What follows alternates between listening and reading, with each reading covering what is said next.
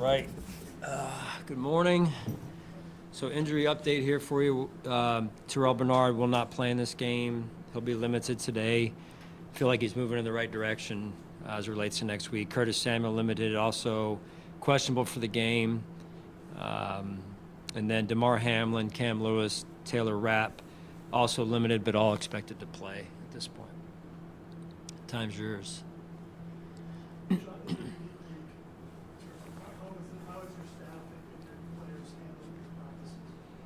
I think they've been rather focused. I'm sure some are appreciating the rest a little bit and being able just to maybe unplug just a bit, but not totally getting out of their routines, which I think is also important.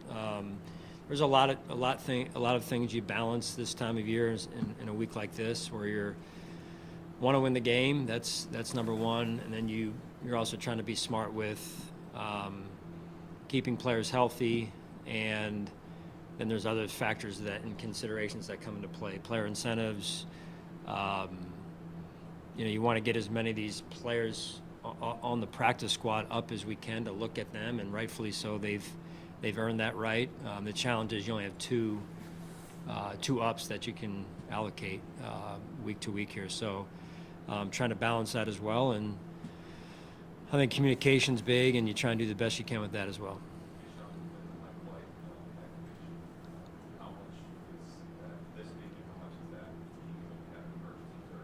Yeah, a little bit of both. Yeah, both, I would say. Mike's done a great job.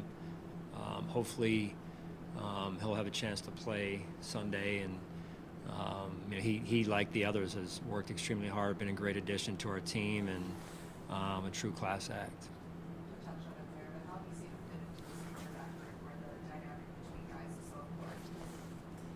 He's done a good job. He really has. You're talking about a guy that wasn't here through spring training camp, preseason, and whatnot. So to watch the personalities in that room come together, just support one another, and that's also part of the role of being a backup is supporting the head guy, in this case Josh, and it's been fun watching that room and the dynamic in that room unfold through the season.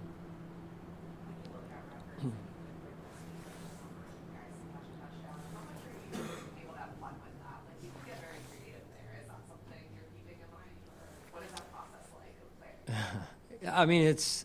I think it'll be a byproduct of trying to win the game. So, yeah, we're intentional about it, but not irresponsible, I would say. So I think that's an important balance there.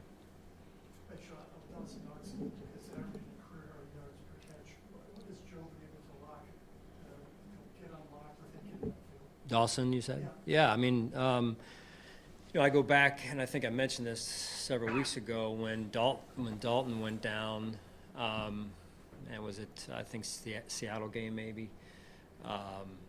Dawson then really stepped up and made some big-time catches for us, and I think it was after the game, Dawson mentioned to me, he said, I think he had a couple of young players come up to him and say, hey, that was a great job, and they weren't around maybe when he was the main guy and making the plays that he was making. And I think his response to me was like, hey, I've been doing this for some time now, so it's not new, right?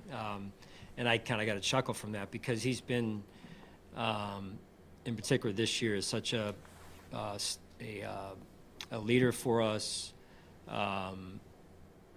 Just his maturation, his team-first approach. He's very, very influential in that locker room, not just from a playing standpoint, but from a veteran presence standpoint, to guys who are younger than him, and helping them in a lot of ways off the field, which is huge for us. No, he's going to play. How much he plays remains to be seen, but I do think, since he's been out a significant amount of time, that he gets out there and he plays, and he may play the whole game. We'll see how it goes, Joe. But it is important that he's back out there and continues to work on some of his communication with T-Rap. T-Rap will be out there as well, and at least for part of the game. We've had it before where guys are injured and then they try and play their first game, and it's in the playoffs, and wanting to play in the playoffs, everyone does. Being able to do it at a level that you need to do it is another issue or another challenge. So I think in this case for DeMar, us seeing him going out there in his first game back, I think it's been, 2 or 3 weeks now, so that'll be important for him, important for us.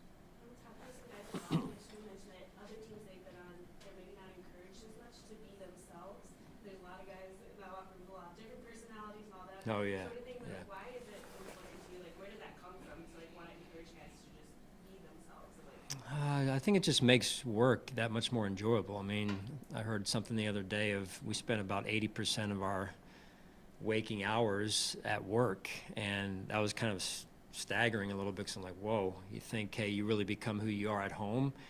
And I think that's true, but when you're around this environment for 80% of your waking life, while you're here, like it causes you to grow, and you want to build an environment where players can be themselves, and I think that's the only way you really free them up to be the best version or become the best version of themselves, is allowing them to do that. John, he was with Khalil, early this season. He was kind of thrust in the role of having to be Mr. Reliable for Josh. In the receiver room, as other guys kind of just develop their chemistry with him, how has, just from what you've seen him kind of continue that dependability this season, how has that, in your opinion, shaped his development, still in an early point in his career? Man, he's just wired. He's wired that way. He's so detail oriented, focused. I think sometimes people mistake discipline for robotic. He's disciplined, and that also then leads to a huge amount of trust with Josh. So I mean, he's been a big time staple of our offense, not only this year but in the year or two leading up to this year as well. All right, thanks guys.